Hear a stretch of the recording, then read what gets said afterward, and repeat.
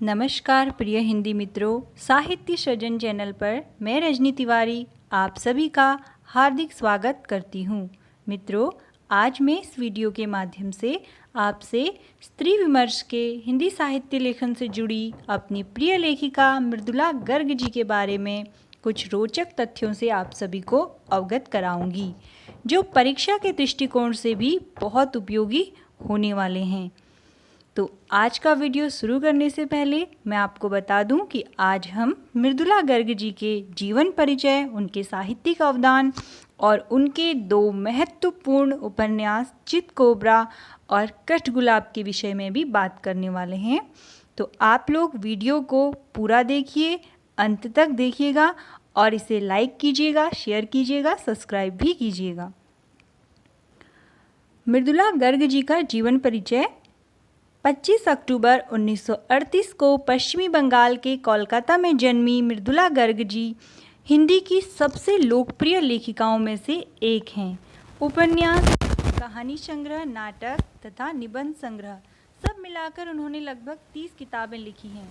उनके उपन्यास और कहानियों का अनेक भाषाओं में अनुवाद हुआ है, जिनमें जर्मन, चेक तथा जापानी भी शामिल हैं। और इन्होंने हिंदी के साथ साथ अंग्रेजी में भी साहित्य सृजन का कार्य किया है। साल 1960 में अर्थशास्त्र में इन्होंने मास्टर की डिग्री प्राप्त की और फिर 3 साल तक दिल्ली विश्वविद्यालय में यह प्रोफेसर रही। मृदुला को उनकी लेखन शैली और उनके नएपन के लिए हमेशा ही आलोचकों ने सराहा भी है और आलोचना भी की है। उन्होंने कोलकाता की रविवार मैगजीन के लिए परिवार के नाम से 5 साल तक और इंडिया टुडे के लिए कटाक्ष नामक कॉलम 7 साल तक लिखा है।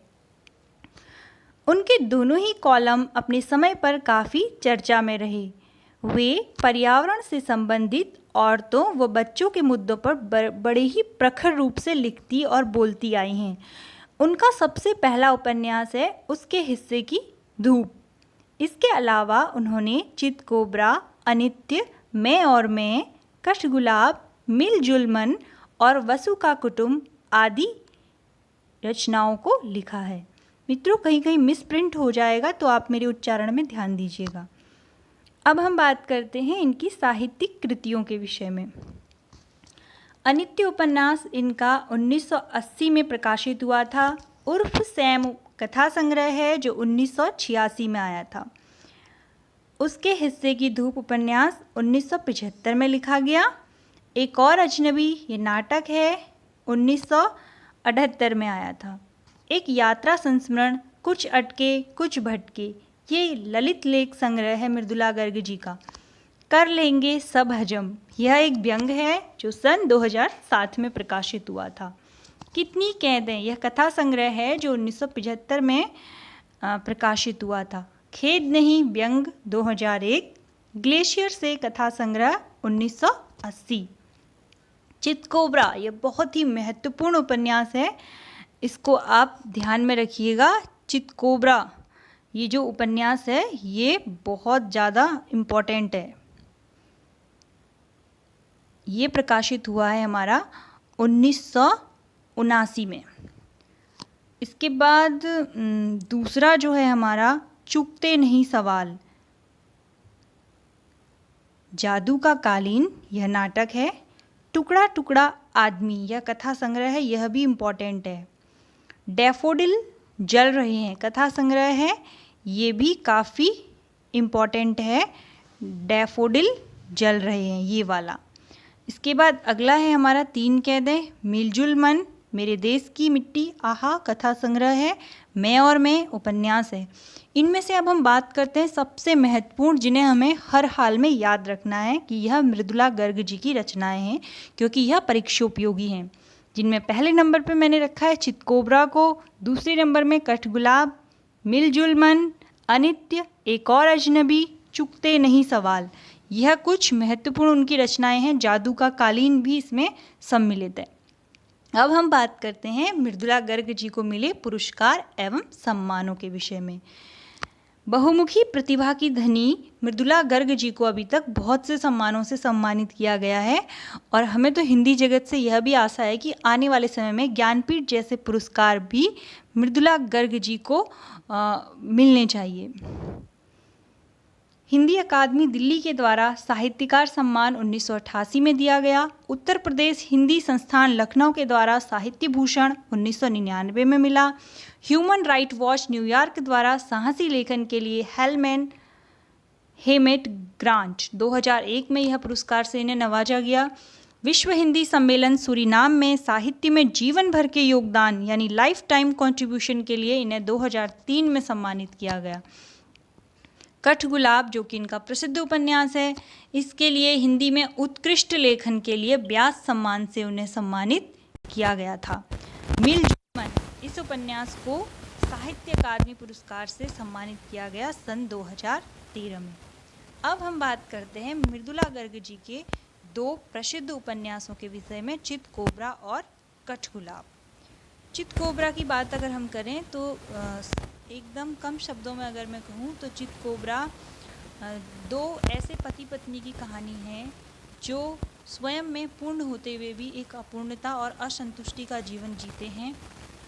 महेश और मनु दो पति पत्नी हैं और मनु जो है वो जो भी एक पत्नी के कर्तव्य होते हैं वो सब कुछ पूरा करती है, लेकिन महेश की ओर से उदासीनता भरे व्यवहार के चलते वह एक फ्रांसीसी पादरी रिचर्ड के संपर्क में आती है और उससे काफ़ी प्रभावित हो जाती है और दोनों के संबंध काफ़ी आगे तक चले जाते हैं।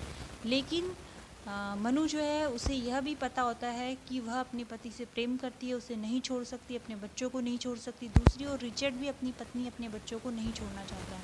अंततः दोनों वापस पीछे मुड़ना श्रेष्ठ समझते हैं और पुनः 60 वर्ष के बाद मिलने की एक दूसरे से वादा करते हैं वो लोग। तो इसी बीच जो द्वंद्व, जो उधेड़-बुन, जो सब कुछ प्रक्रियाएं चलती हैं वह उपन्यास को जीवंत बनाती हैं। साल 1979 में आए उनके उपन्यास चितकोबरा ने उन्हें विवादों में खड़ा कर दिया। इस उपन्यास में उनकी नायिका एक शादीशुदा औरत है जो अपनी शादी से संतुष्ट नहीं है। इस उपन्यास के कुछ पन्नों में उन्होंने बहुत ही स्पष्ट रूप में औरतों की इच्छाएं, उनकी मनोभावनाओं पर बात की है। इस उपन्यास के प्रकाशित होने के कुछ दिन बाद हिंदी मैगजीन सरिता ने किताब के बस कुछ पन्नों को छापते हुए एक लेख लिखा और उस लेख में उन्होंने किताब को अश्लील घोषित कर दिया। इसके बाद यह एक स्कैंडल बन गया। मृदुला जी के खिलाफ मुकदमा चला गया और गिरफ्तारी का आदेश भी निकला। यहाँ तक कि उनकी इस किताब की कई हजार कॉपियों को भी जब्त कर लिया गया। हालांकि वह जेल भी नहीं गई, बच गई। मुकदमा लंबा चला लेकिन अंततः वह सही थी और उनकी ही जीत भी हुई। द स्क्रॉल को दिए एक साक्षात्कार में उन्होंने कहा कि जिन्होंने भी इस किताब को अश्लील कहा शायद ही उन्होंने किताब पढ़ी हो। यहाँ तक कि सारिका के लेख को लिखने वाली लेखिका ने भी यह कबूला कि उन्होंने कभी भी यह उपन्यास नहीं पढ़ा, पर फिर भी उनके संपादक ने लोगों से इसके खिलाफ पत्र मंगवाए। चितकोबरा के विवाद के बाद बहुत से लोगों ने सोचा होगा कि शायद अब मृदुला कभी इस तरह के विषय पर नहीं लिखेंगी, पर मृदुला ने उन्हें गलत साबित कर दिया। जब साहित्यिक गलियारों में उनके मुकदमे पर चर्चा हो रही थी तब मृदुला अपनी एक और किताब लिखने में व्यस्त थी। जी हाँ, तो यह है हमारी हिंदी की श्रेष्ठ लेखिका, रचनाकार, साहित्य सर्जक मृदुला गर्ग जी का व्यक्तित्व, जिन्होंने किसी भी परिस्थिति में हार नहीं मानी और स्त्री विमर्श और स्त्री से जुड़े मुद्दों को उठाने के लिए ना वो डरी ना वो झिझकी। चाहे कुछ भी हो जाए उन्होंने अपने पक्ष को, अपनी विचारधारा को पूरी हिम्मत के साथ, पूरी बहादुरी के साथ अपने उपन्यासों में बयां किया है। उनका दूसरा महत्वपूर्ण उपन्यास है कठगुलाब, जिसमें 4 प्रमुख स्त्री पात्र हैं और 5वां पात्र पुरुष है। मारियान, नर्मदा, असीमा आदि उपन्यास के प्रमुख पात्र हैं, जिसमें 4 ये जो पात्र हैं, इनकी ये जो भी पात्र हैं ये चारों ही नारी मुक्ति चाहते हैं। वह पुरुषों से नहीं बल्कि उस व्यवस्था से जिसमें महिलावादी दृष्टिकोण एवं नारी मुक्ति आंदोलनों के अलावा उस पर होने वाले अत्याचारों को भी इसमें चित्रित और प्रस्तुत किया गया है। उपन्यास के चारों स्त्रियों की परिस्थिति और पीड़ाएं भी अलग अलग हैं और इनको अस्मिता का भाव और बोध स्पष्ट है। कठिन से कठिन परिस्थितियों में भी हार नहीं मानती हैं और संघर्ष करती हैं। इस उपन्यास में भारतीय एवं यूरोपीय नारियों की कहानी प्रस्तुत की गई है। यह स्त्रियों के पीड़ित एवं संघर्षशील जीवन का एक जीवंत दस्तावेज है। हिंदी में नारीवाद पर आधारित रचनाएं बहुत कम हैं। इसमें जो भी नारी पात्र हैं चारों और एक जो पुरुष पात्र है, इन सब की संतान प्राप्ति की एक तीव्र आकांक्षा है और यह उससे पीड़ित हैं।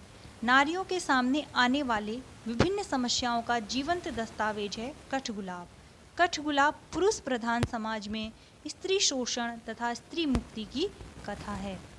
तो आज हमने मृदुला गर्ग जी के जीवन परिचय, उनके साहित्यिक अवदान के साथ साथ दो उनके महत्वपूर्ण उपन्यास चितकोबरा और कठगुलाब के विषय में बात की थी। वीडियो की समाप्ति से पूर्व मैं आप सभी से रिक्वेस्ट करना चाहूँगी कि आपको मेरा प्रयास कैसा लगता है, इसका फीडबैक मुझे कमेंट बॉक्स में ज़रूर दीजिएगा। और अगर आप चैनल पर नए हैं तो प्लीज़ चैनल को सब्सक्राइब कीजिए, लाइक का बटन दबाइए, ज़्यादा से ज़्यादा इसे शेयर कीजिए और मेरी जो छोटी सी कोशिश है साहित्य को आगे बढ़ाने की, इस मुहिम का हिस्सा बनिए और मेरा साथ दीजिए। बहुत बहुत धन्यवाद।